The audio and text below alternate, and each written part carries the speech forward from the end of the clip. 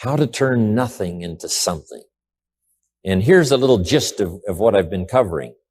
First, to turn nothing into something, you start with ideas and imagination.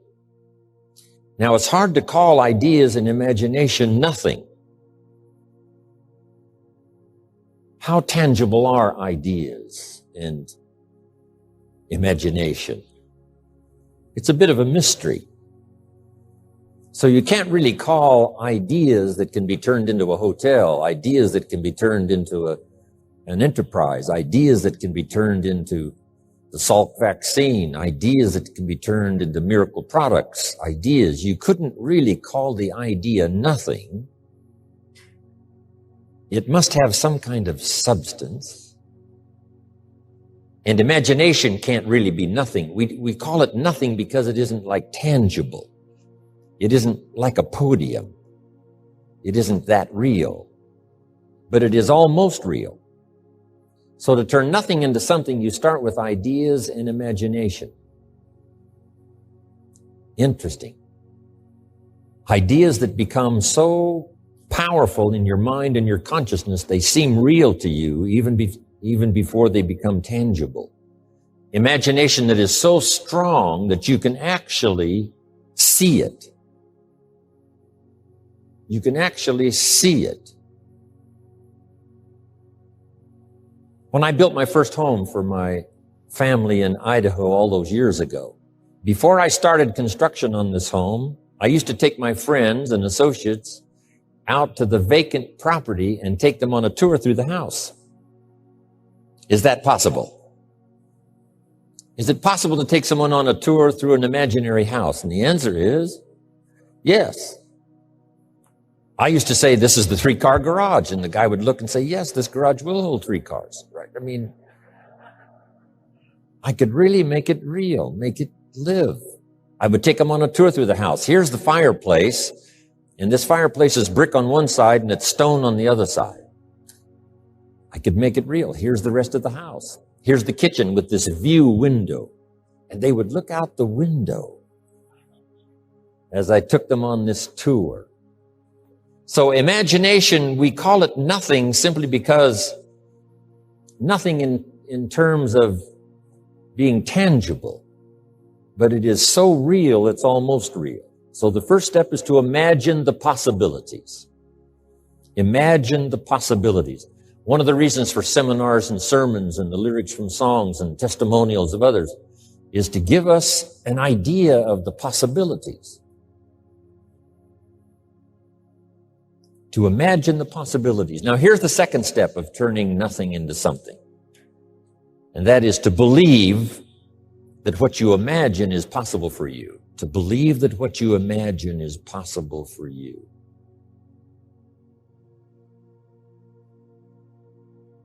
And we become supported by testimonials that say something like, if I can do it, you can do it. And we start believing that. First, we imagine what's possible. Second, we start to believe that what's possible is possible for us. We might also believe because of our own testimonial. Here's what our testimonial might say. If I did it once, what? I could do it again. If it happened for me before, it could very well happen again. So we believe not only the testimonials of others who say, if I can do it, you can do it. If I can change, you can change. If I can start with nothing, you can start with nothing. If I can turn it all around, you can turn it all around. Then we also have the support of our own testimonial. If we've accomplished something before, if we did it once, we can do it again. If we did it last year, we could do it this year. So those two things are very powerful. Now, they're not actual substance, although they're very close. One is to imagine the possibilities. Two is to imagine that what's possible is possible for you. Here's what we call that second step, faith to believe. In fact, one writer said this, faith is substance. An interesting word, that the powerful ability to believe in the possibilities that are possible for you. If you have faith to believe, that faith is substance. Substance meaning a piece of the real. Now, it's not the real. It's not the podium. but it is so powerful that it's so close to being real. So the writer said the faith is a piece of, the substance of, and then he called it evidence, substance and evidence. So it's difficult to call substance and evidence nothing. It is nothing in the sense that it can't be seen except with the inner eye. You can't get a hold of it because it isn't yet tangible. But it is possible to turn nothing, especially ideas and imagination. Now, if you believe that it's possible for you, that substance and evidence becomes so powerful that it now can be turned into reality. So the first step is to imagine what's possible. Second step, to believe that what's possible is possible for you. Now, here's the third step, and that is to go to work and make it real. You go to work and make it a podium. You go to work and make it a hotel. You go to work and make it an enterprise. You go to work and make it good health. You go to work and make it an association. You go to work and make it a good marriage. You now go to work and make it a movement. You make it tangible. You make it viable. You breathe life into it. And then you construct it. That is such a powerful ability for all of us as human beings. I just wanted to take the time to drop that in before I move on to so many other subjects. How to turn nothing into something. Now, here's the last part. It takes the disciplined activity to turn nothing into something finally. Faith without the activity serves no useful purpose. But faith invested into the activity creates reality. Once I understood that, I knew then it was possible to build a career. I knew it was possible to build good health. I knew it was possible to build a relationship.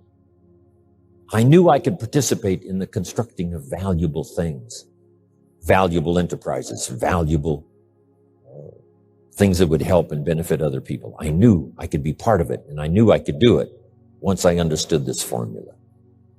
So here's the last part now. Appreciate now the disciplines that turns imagination into reality. Because without the disciplines, it doesn't work. The discipline is the last piece of the miracle process. The last piece of the miracle process is to do the work. To do the work of good health. To do the work of a relationship. To do the work of building this hotel. Incredible. So now here's the next one, especially I'm sure for this mature audience that have come to be with me on this weekend. To welcome the disciplines. Now, unless you're mature and unless you really understand, some people said, I wouldn't want to welcome disciplines. No, they're distasteful. But once you understand that they are the miracle piece of the process, then you welcome the discipline. That's why I'm sure the ancient formula said 6 days of discipline. That's a good word to add. 6 days of disciplined activity creates the miracle of your living, creates the miracle of a fortune, creates the miracle of a city, creates the miracle of a polio vaccine, creates the miracle of music. Ideas and imagination, believing in the possibilities, and then invest the imagination and the faith into the disciplines. Guess what they call artists, writers? They call those achievements disciplines. They call them disciplines. Not random activity, but disciplined activity.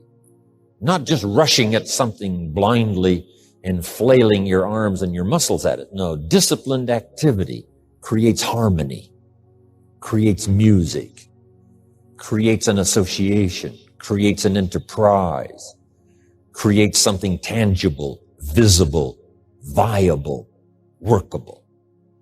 Whether it's a political institution, a religious institution, all things workable in the human experience have come from such formula. Imagination, faith to believe it's possible, and then go to work and make it happen.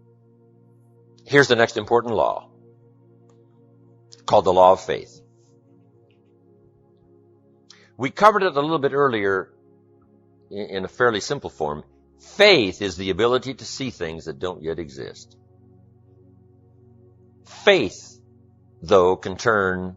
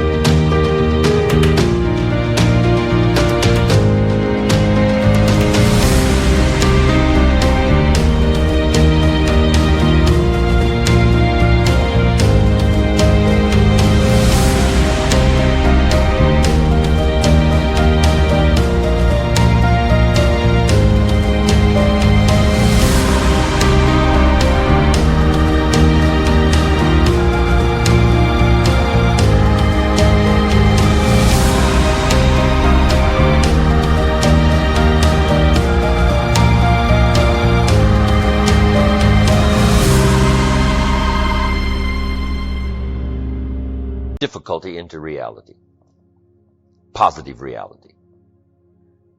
And I just want to give you this quick little lineup here because it's so important to ponder and then work it.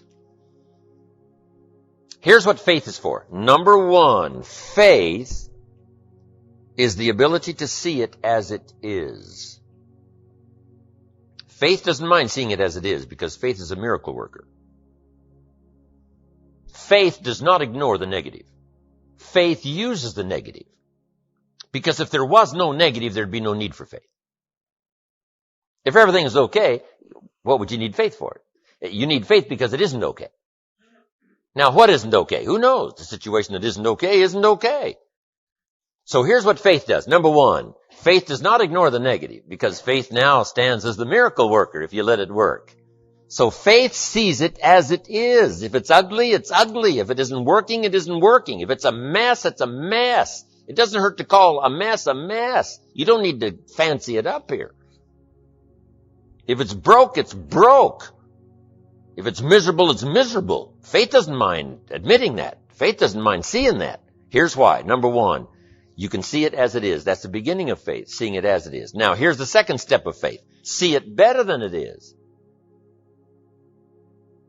Couldn't you see beyond the mess? The mess is for today. Couldn't you look into tomorrow? The answer is yes, I guess I could look into tomorrow. Humans have this incredible ability to look into tomorrow, to look into next week. So we not only have the ability to see it as it is, the beginning of faith, but to see it better than it is. Dream the dreams, make the plans, visualize, Use your imagination. See it better than it is. Now here's the third step that turns faith into reality. Make it better than it is. Faith now must be invested in the muscle. But if you invest faith now in the action, you can take any situation and make it better than it is. Next. In the beginning of faith, seeing it as it is. Don't see it worse than it is. Don't blow it out of proportion. Some people have this tendency to blow it all out of proportion and say, well, it can't be that bad. If it's this bad, that's how bad it is. You don't need to multiply how bad it is by 10. That's not necessary here. Just as it is, that's the deal, as it is. Don't see it worse than it is. Now here's the next unique key to faith. Don't see it for more than it can become. There's a thin line between faith and folly. Yes, it's possible to see yourself as a millionaire, but not overnight. Somebody says, well, yes, I can see that. Don't see it for more than it can become in a reasonable period of time. Yes, if it dropped out of the sky overnight, but that's not likely. But it's still possible to be a millionaire. It's still possible to be rich and wealthy. So don't see it for more than it can become so that you move into folly instead of faith. Plenty is possible without being foolish in your faith exercise. But now here's two more cautions. Number one, it might be worse than you first see it. You better look underneath. Because sometimes you just look at the surface. You better take a look so that you can really see it as bad as it is. Not to overblow it now, but to make sure you see it as bad as it really is. Now here's the next one. Give yourself a chance to understand that it could be far more in the future than what you can first see. By faith, here's all.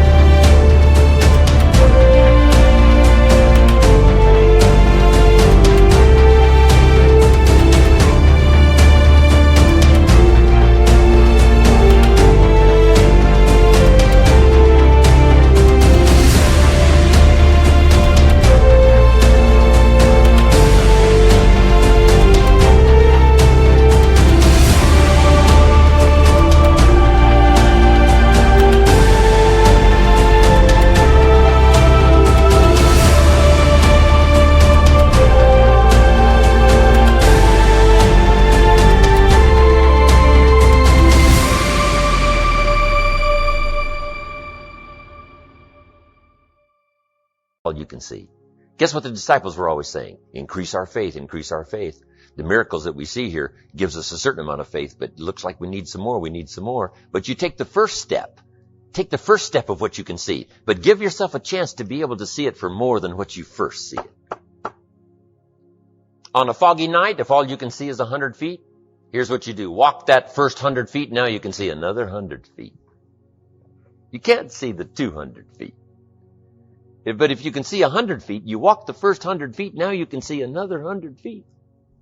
So I'm asking you to take the early steps of faith. Whatever you can see it possible to become, start believing that. Have faith for that. And I'm telling you, as that starts to exercise, you'll be able to see it for more and for more and for more. The possibilities will start to increase in your own imagination.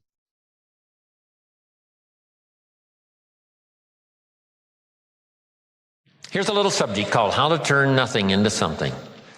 Number one, first, imagine the possibilities.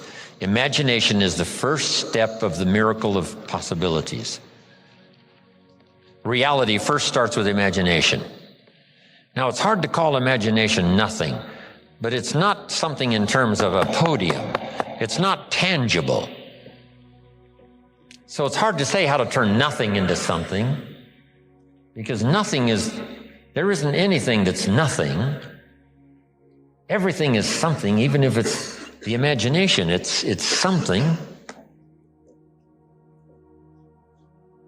Einstein once said, there's nothing faster than the speed of light. And Bill Bailey, one of my mentors, current mentors and longtime friend, said, maybe here's something faster than the speed of light, and that's thought. It's possible that thought could be faster than the speed of light. How fast can you think back and think ahead? I guess we can't say the exact same instant, but all we can say is it seems like the exact same instant. You know, if you don't know the truth, you can't say that's true. And if you're not a scientist, it'd be, a little out of order to say, yes, this is true. But here's what it seems like. It's possible to think back and ahead at the same time. I mean, how fast is that? Now, how to turn nothing into something. Number one, imagine the possibilities.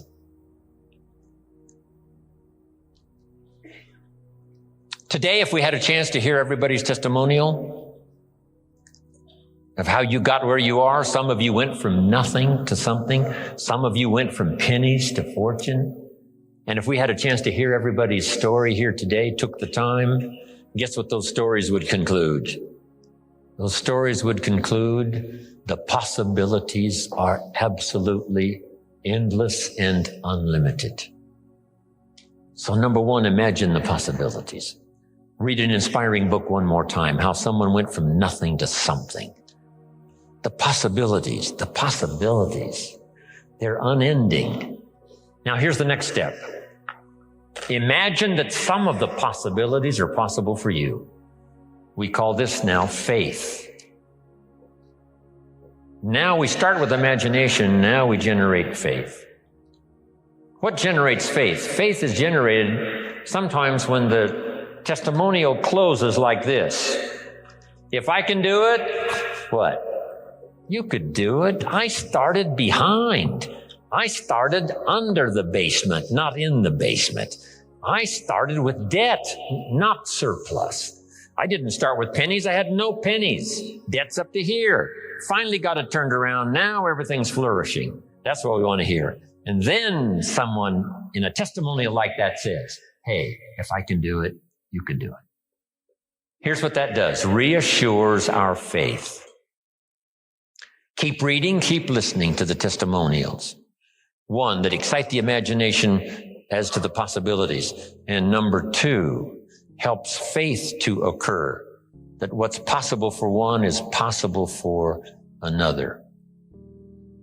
Now, here's the third step of faith, or the third step in the miracle process, to deposit your imagination and faith into high activity. Disciplined activity, not just activity, but skillful, disciplined. Take the classes to learn the skills. Get around people that'll teach you the disciplines. And then deposit your imagining the possibilities and believing that it's possible for you. Deposit that now into what we call high activity. Make this note now. Activity finishes the miracle process of turning nothing into something. Activity finishes the miracle process. I'm positive that's why the formula was given of 6 days of working miracles and 1 day of rest to ponder how it's going. How is my miracle working process working? Have I missed some? Devote 6 days to the working of miracles, the 7th day to rest and reflect and go back over and a bit of study. Yes, spiritual, yes, church, yes, synagogue, yes, family, yes, social, yes, friends. But see if you can't now come up with a plan to increase your activity or refine your activity, sharpen it so that it produces major results.